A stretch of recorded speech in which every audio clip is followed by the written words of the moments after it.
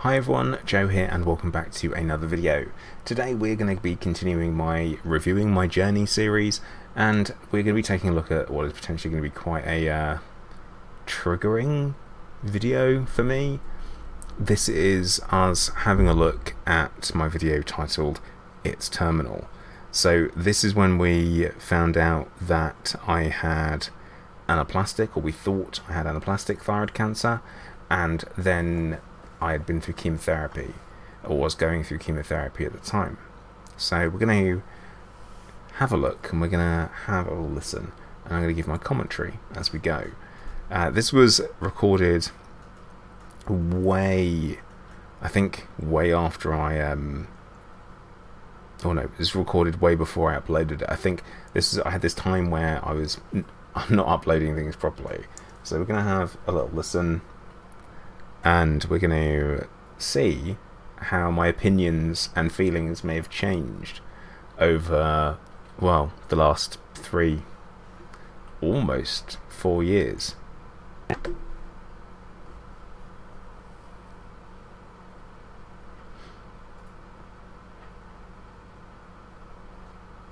Well, here we go. So, the title of this video is not clickbait, unfortunately. My last update that I put up kind of a week ago was kind of 3 months old. I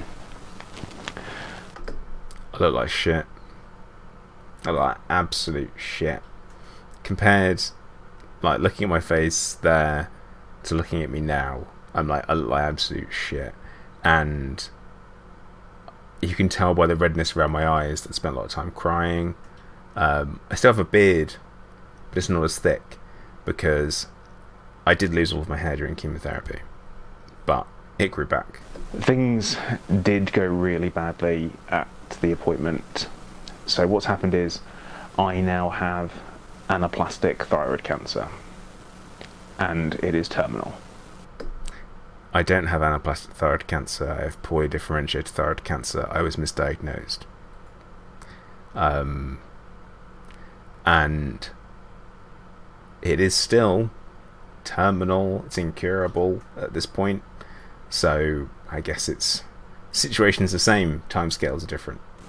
There is no cure. There is palliative care. There is keeping me alive as long as possible, and that's it. Clive, you son of a bitch. I miss Clive still. Hey, he was my first little kitten, and him meowing at key moments. I really miss him. You can do it again. You can have another poo. Classic Clive. So yeah, I have been going through chemotherapy since early October. I've had 5 cycles now, 5 cycles of chemotherapy. The maximum you can have is 6. The only kind of plus side is that I have, not me, the chemotherapy has kept the anaplastic thyroid cancer stable, so it stopped growing. But the problem, that's because it wasn't anaplastic. This is a really going to struggle with this, I think, because I'm going to want to correct myself constantly and say, no, it wasn't anaplastic, dude. No, you want to go back and be like, it wasn't anaplastic, just so you know. But it doesn't help the situation, does it? Because I was going through the chemotherapy and it was awful. Absolutely awful. Like, look, that's one scraggly ass beard. I should have shaved it off. I should have kept it shaved. And then, actually, you know what? You wouldn't have known. You wouldn't have known that I was going through chemotherapy. But the reason why it was stable is because what was left was in my lungs, and it wasn't anaplastic, and it grows slowly anyway. Weird. Diagnosis is typically months from diagnosis, and we're talking 2% of people who get the diagnosis with anaplastic thyroid cancer live beyond a year.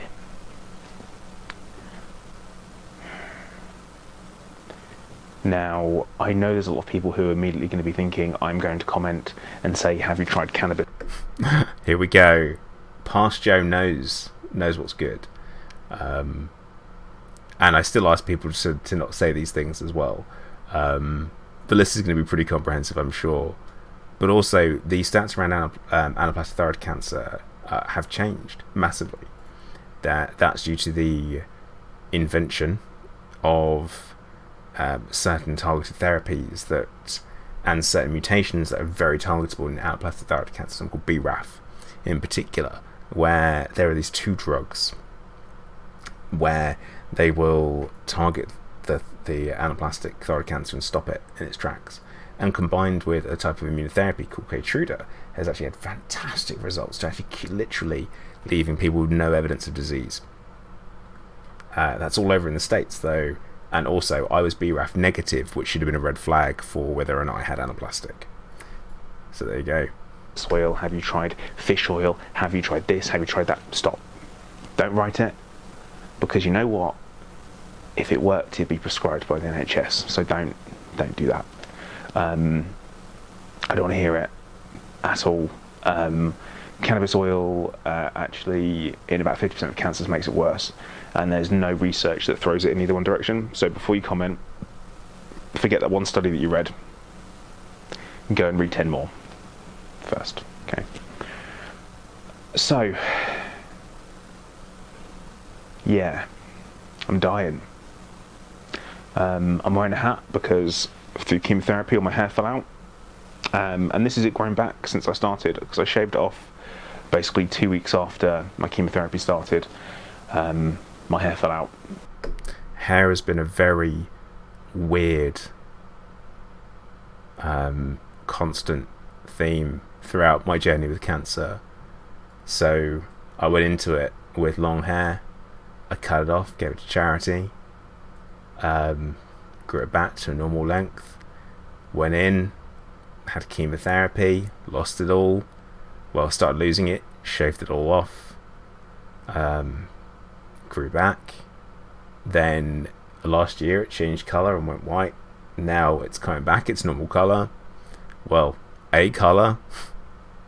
It's weird to think, but this is hard. This is actually really hard, because I'm remembering exactly how I felt at that moment, and it's not far off where I am now, but like, this is it.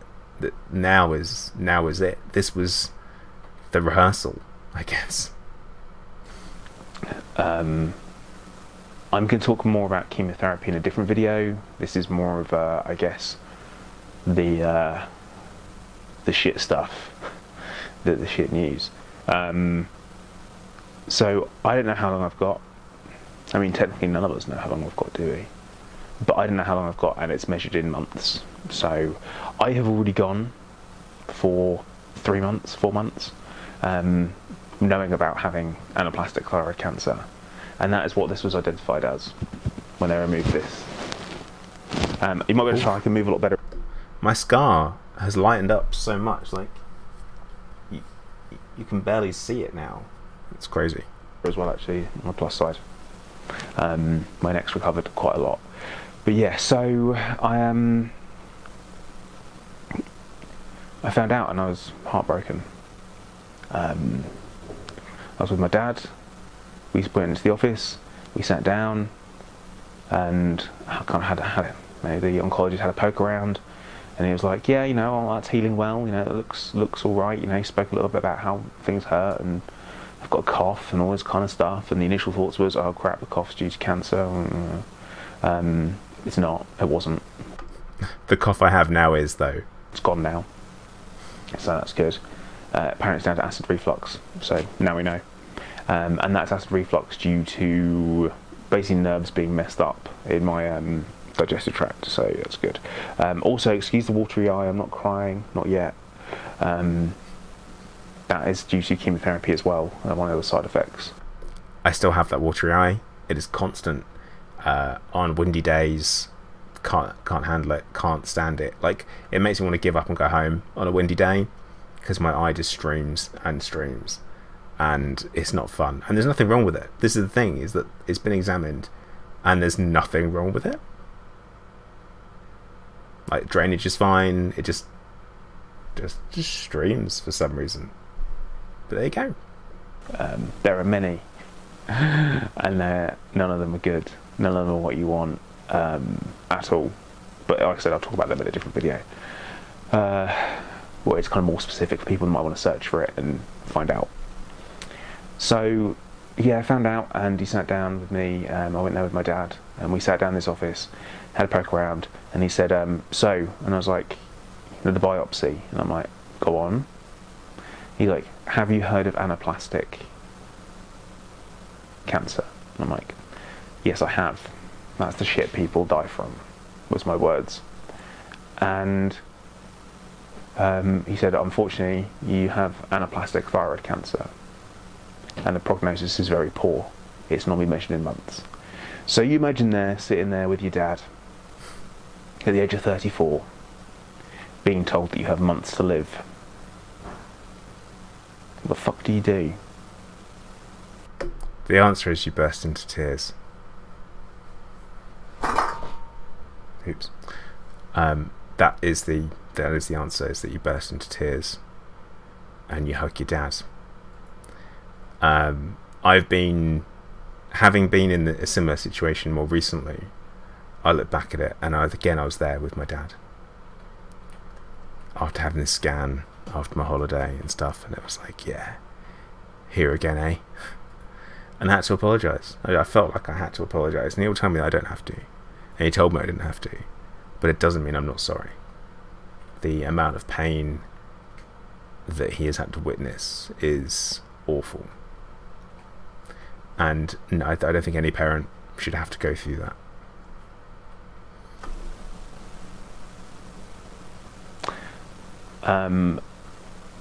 My obviously immediate response was survival, and I went into I got very defensive, and I immediately went, well, what can we do? How has this happened? What the hell? I had follicular thyroid cancer. Why am I now in this situation?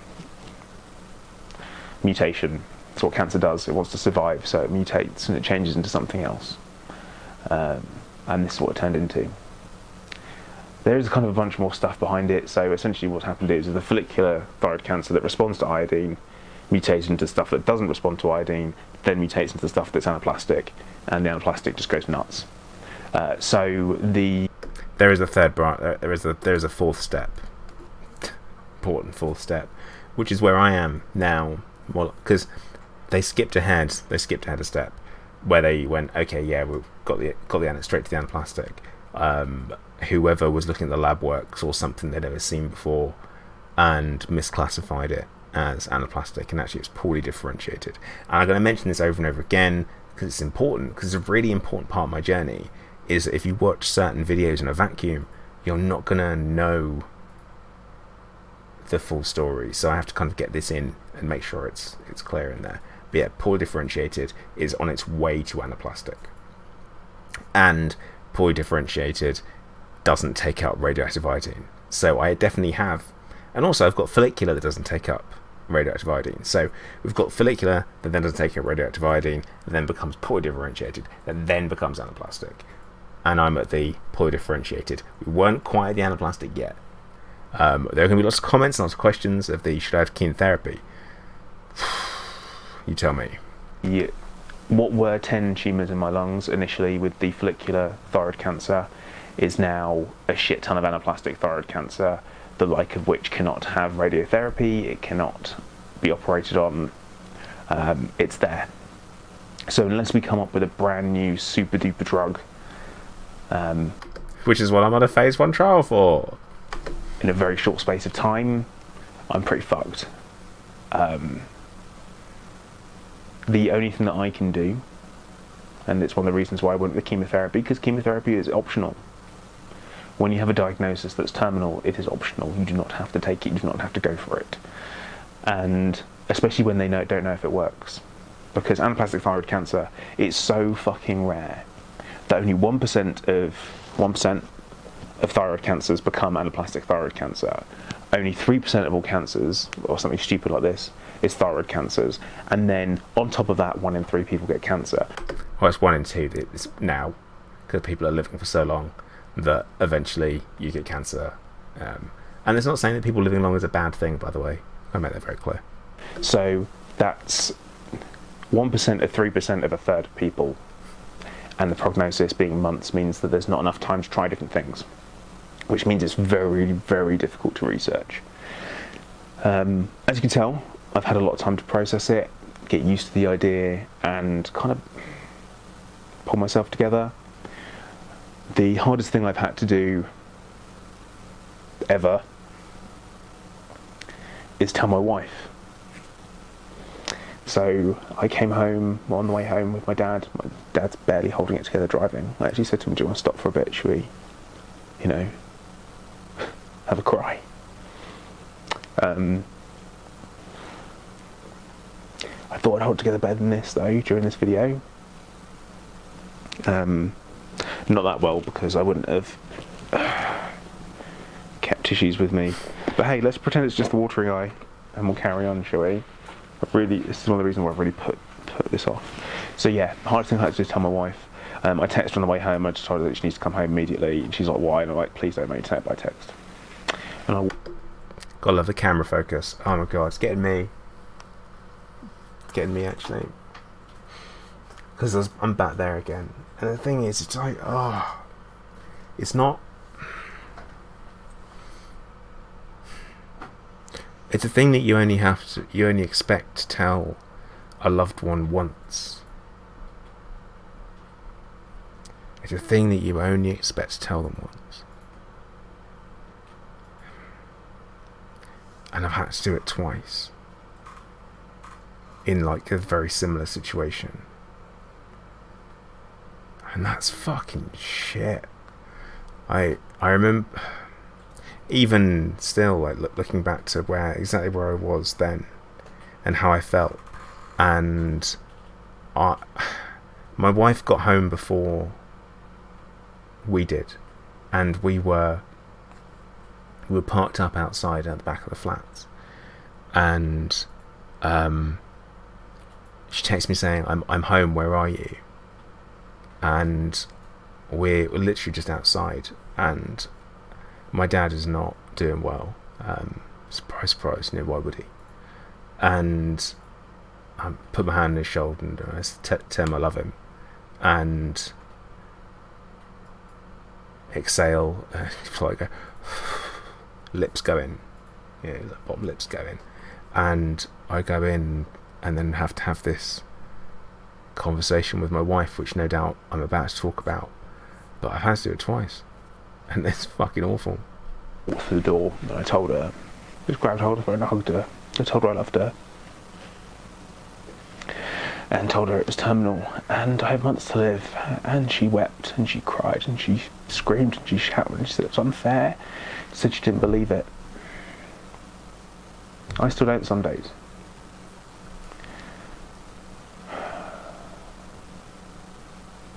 And then we went back to the day after to see the oncologist again. I had Burger King for lunch that day because once we'd cried, I was really hungry. So that's what we did. We had Burger King and I had an XL bacon double cheeseburger meal. Large. It's my go-to. There's no Burger King where I live now. Sad. Not really. And we were a little bit more collected. I was a bit more collected. And we spoke about things and we spoke about options. And he's like, do you want to try chemotherapy? We have a regime. It's bad. It's really intensive. And your hair will fall out. You will become infertile, possibly, more than likely. But to be fair, at that point, I've got months to live. You'll feel sick. You'll be weak. You'll lose weight. I haven't. I've put weight on. He's happy with that. I put tons of weight on. 106 kilos. No. 100? 100 kilos. About 100 kilos is what I went up to. Which, bear in mind that during the TKIs I was on recently, I went all the way down to 60 something. Gives you an idea of how much weight I lost. Like 40% of my body weight is nuts. This watery eye this time, definitely not put together. And yeah, I started chemotherapy the week after. I thought I'd have more time. I didn't have a scan beforehand, and this is what made things a little bit difficult, is I didn't know if it was working or not. We at no point did we know if it was working. So I didn't have a scan before I started. 2 cycles in, I had a scan. The scan obviously showed the anaplastic thyroid cancer had spread throughout my lungs, which we were all expecting going into that appointment, knowing that. I did another 2 cycles, I had another scan, and then I had 2 weeks off over Christmas, which was absolutely fucking amazing. I want to talk about my hands for a minute. Like, that's the same hand that I'm holding up there, right? Same hand. Okay, hold up. And I look at the nails, and it sounds like a really weird thing to notice, is that my nails are in a different condition there than what they are now. Like, my nail, I need to trim them actually, but my nails are in a different condition, and actually my hands are as well. Like, you look how swollen they are compared to this. And yeah, I mean, I'm a lot bigger in this video. It's a weird thing to notice. Like, I've noticed it, and now I have to comment on it. I'm holding my hand up, and I'm like, doing my usual stuff. And yeah, just noticing that the weight, and also my skin here as well, I will mention, is that my skin now is a lot clearer than it ever used to be. And chemotherapy is what did it. Like, it basically sterilized my skin to such an extent that I used to have really, I still get some spots around my nose and a little bit on the lip line, but like my forehead used to be awful, and you can see some spots on there now, and I know I've banged on about before, but chemotherapy fixed it. So that's one positive that came out of it. Is that really felt so much better by the end of the 2nd week. We then went in to see the oncologist, sat down on New Year's Eve, and he said to me, "Shall we start with the good news?" Good news? I haven't had good news for 2.5 years. So I was pretty much knocked off my feet at that point. And he said, "The disease is stable, the chemotherapy is holding it in place." No, it wasn't, because chemotherapy doesn't work on poorly differentiated thyroid cancer. It was actually held in place because it grows slowly. Hooray! Wicked. So I started my 4th cycle, 3 days after, like my 5th cycle 3 days after, which I've just been doing now. I'm now going on to my 6th cycle starting tomorrow. Then I have a break, and I have a really big break. But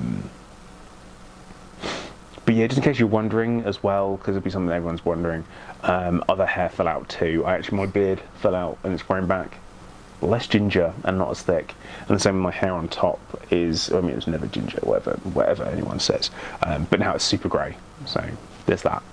But yeah, we're in a situation now where the disease is stable, so it means that time I had my chemotherapy for was not wasted, which was a concern from everybody, from parents, from me, from friends, from family, was well, if it's not worked, then I've spent 3 months feeling like shit for no reason. And I was prepared to be really angry about it, because I should have really had a scan at the start, but time sensitive, so it was a matter of getting in there as quickly as possible and starting treatment. I'm very reasonable at this point, and I think over time I've become less reasonable when it comes to things not being done correctly. I've definitely become much less reasonable. Yeah. But yeah, so that's kind of where we're up to now. Shit, innit? If you want to focus on anything from this video, is the fact that the chemotherapy is, well, still working, I guess. It's holding things stable. I've got a really big holiday planned for my 6-week chemo break that I've got coming up. Kim and I are going away somewhere really nice and sunny, which will be lovely. Went to Cape Verde, all inclusive, 10 days, 5-star island off the coast of Africa. Absolutely beautiful, wonderful people. wonderful, wonderful people. We had an incredible time. I probably spoke about it in a video at some point, but we had a wonderful time. Relaxed, ate loads, swam in the pool, swam in the sea. Beautiful, absolutely beautiful. And I will feel stronger and more myself as time goes on throughout that chemo break. You know, even a week off chemo, you start to feel like a different person. So after 6 weeks off, I should feel like top of the freaking world. Assuming during those 6 weeks the cancer doesn't go nuts and try and take over, which it could. That's a very real thing. But I'm trying not to think about that. But I have to have the break because the maximum number of cycles of chemo you can do is 6, because you're pumping your body full of poison. There's only so much the body can take, and there's only so much the mind can take. Interesting fact, your mind will always give out before your body does. This is a very, very important thing, is that your body is stronger than your mind. And you will go through something, and you'll go through a traumatic event, and the mind will be the thing that snaps, and the mind will be the thing that breaks. I recovered from chemotherapy. Within weeks, I was strong. You know, I was so much felt so much energy, and I felt amazing. Mentally, though, I was still stuck in that moment where I was told I had anaplastic thyroid cancer and I had months to live, and I'd kept going back there. I have nightmares. I'd wake up in sweats thinking about it, and my body was on the road to recovery. You know, it was fixing itself after this 3 months of being pumped full of poison. But my mind wasn't. It couldn't progress. It couldn't improve. And this is why mental health is so important. You have to look after yourself. You have to get help if you need it. Talk to a counsellor, therapist. Have CBT if you need it. Talk to your doctor. Talk to anyone that will listen about it, that can help you. So important. Can't stress it enough. But I'm going to do the same thing that I've done throughout all of this, which is meet it head on, fight. I didn't know I had so much fight in me.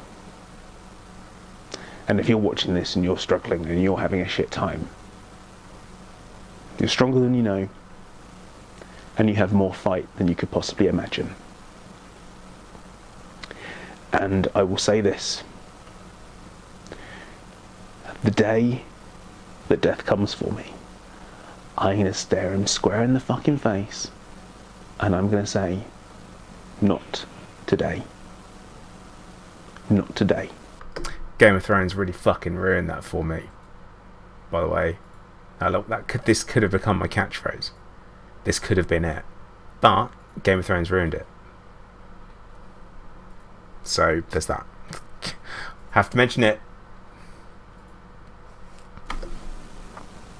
I'm not a religious man. Not a man with a lot of faith in anything. But I do know being positive, focusing on a goal, and not giving up is the only way that you can survive a fight. And this is the only fight that I've ever had to win, and I can't.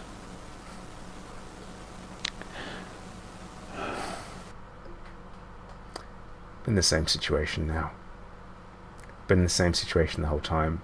And that is, like, it's weird that you can hear one phrase that can actually emotionally set you off. And it's like, over the years it's changed to the, you know, this is the hardest thing I've ever done, and it's going to be the last. Fighting cancer, trying not to let it win. And there's a big difference between it killing you and it beating you. And my plan is to not let it beat me, because that's the bit I have control over. Pretty heavy shit, isn't it? Well, I'm going to call time there before I lose myself completely. I'm going to do, as I said, another video talking about the side effects of chemotherapy of my particular regimen that I'm on. It's called ECX, because you have 3 different drugs, and this is where it's going to be really, really weird for everybody, because it's called epirubicin, cisplatin, and capecitabine. That's not a C. That's not that's a C, not an X. But anyway, it used to be called something else. So, but yeah, I'm going to leave it there. I'm going to thank everyone. Interesting thing, the reason why you're limiting the amount of chemotherapy you can have is down to the epirubicin. The epirubicin in itself, the particular type of drug, the damage it does to your veins can be irreversible, the scarring it causes. And for me, because I had most of my infusions through my left arm, because I'm right-handed, and my left arm was already junk because of the surgery, it seemed like the right thing to do. It completely destroyed that vein that sits in here. And I mentioned this during the video where I talk about things to expect from chemotherapy. It just destroyed it, left like a guitar string. That's what the phlebotomist said when he's trying to take my blood. He's like, yeah, it's like a guitar string. Pretty difficult to get blood out of. We'll try. It's rough, very rough. For the support now more than ever, especially kind of like my online guys that I talk to. I really kind of appreciate the support and how accepting everyone's been of everything, and it's really made a difference. And obviously friends and family, thank you. And if you want to subscribe, follow the journey, subscribe. This will be a diary, I guess, of my living now, because that's what I'm doing. I'm living. I'm not dying. I'm living, and I will keep it updated as best I can. Really, some days I won't feel like it. Like I say, next week I'm going to be stuck in bed because of chemo. But yeah, subscribe, like, share. There'll be someone out there that will benefit from this. I hope. I still do hope. I still do hope people are benefiting from these videos. It's really hard when you're making a video about something so personal and so about you that you need to make sure that it really isn't a self-pandering video. You know, it's like you've tried to talk about yourself too much and be like, oh, I'm so tough, I'm so strong, blah, blah, blah, blah. I'd rather be honest and say I'm struggling and I'm having a rough time. Yeah, I'm looking back at me here, and I'm living the phrase that I've pretty much stuck to, which is the do what must be done. That is my motto, if ever there was one. Do what must be done, and this had to be done. And there I'm doing it. God, it was shit. But okay. I will talk to you guys soon. God. That was tough, wasn't it? Oh. I knew that would be tough, and I knew that would be a hard thing to deal with and talk about and relive. I've not watched that video since...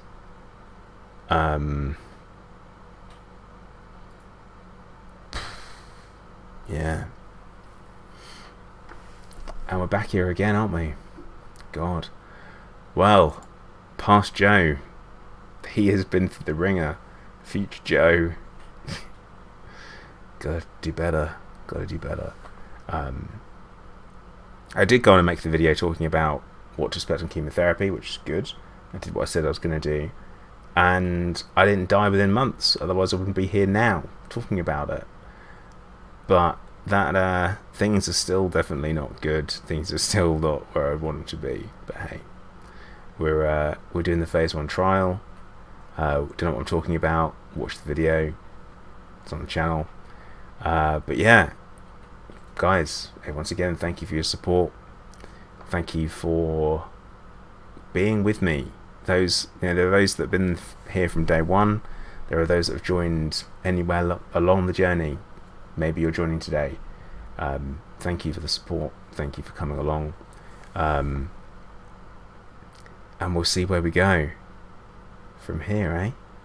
But right, make sure you like, subscribe, and leave me a comment saying "not today" is what we'll do, and I will hopefully, well, I definitely will, speak to you all very soon.